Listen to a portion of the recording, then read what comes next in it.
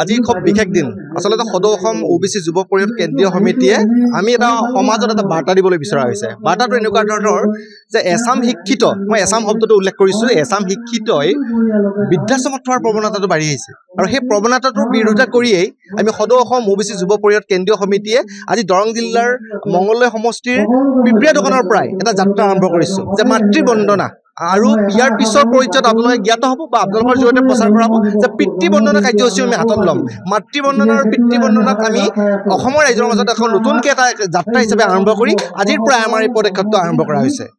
আচলতে পৰিয়ালটোৱে আচলতে চমক চন্দ্ৰ ডেকা আৰু তেওঁলোকৰ গোটেই সাতু ভাই ককাইৰ মাজত যি সম্প্ৰীতিৰ এনাজৰী, তেখেতসকলৰ যিটো মিলাপ প্ৰীতি আৰু তেখেতসকলে যি মাতৃপ্ৰেমৰ যি আদৰ্শ দেখুৱাইছে, অসমবাসী ৰাজ্য হিচাপে আমি আপোনালোকৰ সংবাদ মাধ্যমৰ জৰিয়তে গোটেই নিউজটো বাতৰিটো আমি দেখিলোঁ।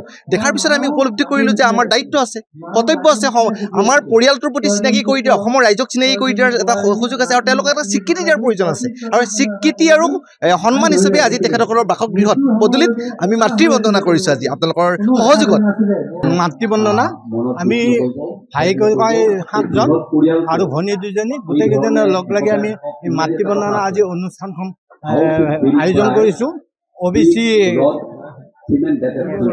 মৰ্চাৰ সৌজন্যত।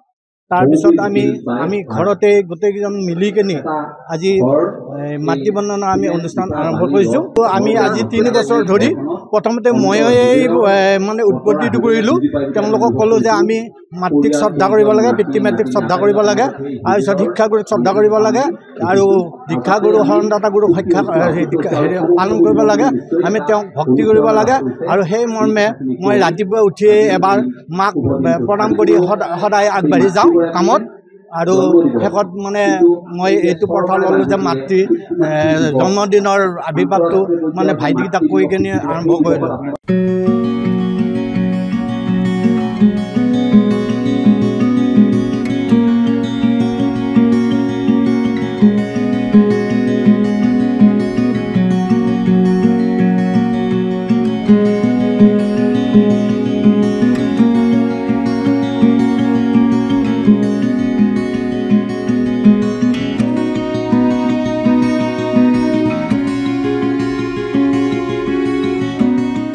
আজি খুব বিশেষ দিন আচলতে সদৌ অসম ওবিচি যুৱ পৰিষদ কেন্দ্ৰীয় সমিতিয়ে আমি এটা সমাজত এটা বাৰ্তা দিবলৈ বিচৰা হৈছে। বাৰ্তাটো এনেকুৱা ধৰণৰ যে এছাম শিক্ষিত, মই এছাম শব্দটো উল্লেখ কৰিছোঁ, এছাম শিক্ষিতই বৃদ্ধাশ্ৰমত থোৱাৰ প্ৰৱণতাটো বাঢ়ি আহিছে আৰু সেই প্ৰৱণতাটোৰ বিৰোধিতা কৰিয়েই আমি সদৌ অসম ওবিচি যুৱ পৰিষদ কেন্দ্ৰীয় সমিতিয়ে আজি দৰং জিলাৰ মংগলদৈ সমষ্টিৰ পিপৰীয়া দোকানৰ পৰাই এটা যাত্ৰা আৰম্ভ কৰিছোঁ যে মাতৃবন্দনা আৰু ইয়াৰ পিছৰ পৰ্যায়ত আপোনালোকে জ্ঞাত হ'ব বা আপোনালোকৰ জৰিয়তে প্ৰচাৰ কৰা হ'ব যে পিতৃবন্দনা কাৰ্যসূচী আমি হাতত ল'ম। মাতৃবন্দনা আৰু পিতৃবন্দনাক আমি অসমৰ ৰাইজৰ মাজত এখন নতুনকৈ এটা যাত্ৰা হিচাপে আৰম্ভ কৰি আজিৰ পৰাই আমাৰ এই পদক্ষেপটো আৰম্ভ কৰা হৈছে। আচলতে পৰিয়ালটোৱে আচলতে চমক চন্দ্ৰ ডেকা আৰু তেওঁলোকৰ গোটেই সাতু ভাই ককাইৰ মাজত যি সম্প্ৰীতিৰ এনাজৰী, তেখেতসকলৰ যিটো মিলাপ প্ৰীতি আৰু তেখেতসকলে যি মাতৃপ্ৰেমৰ যি আদৰ্শ দেখুৱাইছে, অসমবাসী ৰাজ্য হিচাপে আমি আপোনালোকৰ সংবাদ মাধ্যমৰ জৰিয়তে গোটেই নিউজটো বাতৰিটো আমি দেখিলোঁ। দেখাৰ পিছত আমি উপলব্ধি কৰিলোঁ যে আমাৰ দায়িত্ব আছে, কৰ্তব্য আছে, আমাৰ পৰিয়ালটোৰ প্ৰতি চিনাকি কৰি দিয়া, অসমৰ ৰাইজক চিনাকি কৰি দিয়াৰ এটা সুযোগ আছে আৰু তেওঁলোকক এটা স্বীকৃতি দিয়াৰ প্ৰয়োজন আছে আৰু স্বীকৃতি আৰু সন্মান হিচাপে আজি তেখেতসকলৰ বাসগৃহত পদূলিত আমি মাতৃবন্দনা কৰিছোঁ। আজি আপোনালোকৰ সহযোগত মাতৃবন্দনা আমি ভাই ককাই 7জন আৰু ভনী 2জনী গোটেইকেইজনে লগ লাগি আমি মাতৃবন্দনা আজি অনুষ্ঠানখন আয়োজন কৰিছোঁ OBC মৰ্চাৰ সৌজন্যত।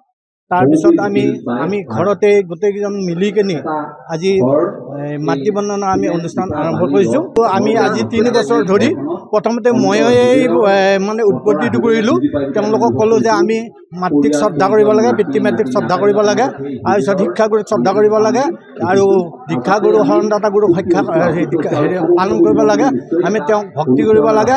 আৰু সেই মৰ্মে মই ৰাতিপুৱা উঠিয়ে এবাৰ মাক প্ৰণাম কৰি সদায় আগবাঢ়ি যাওঁ কামত।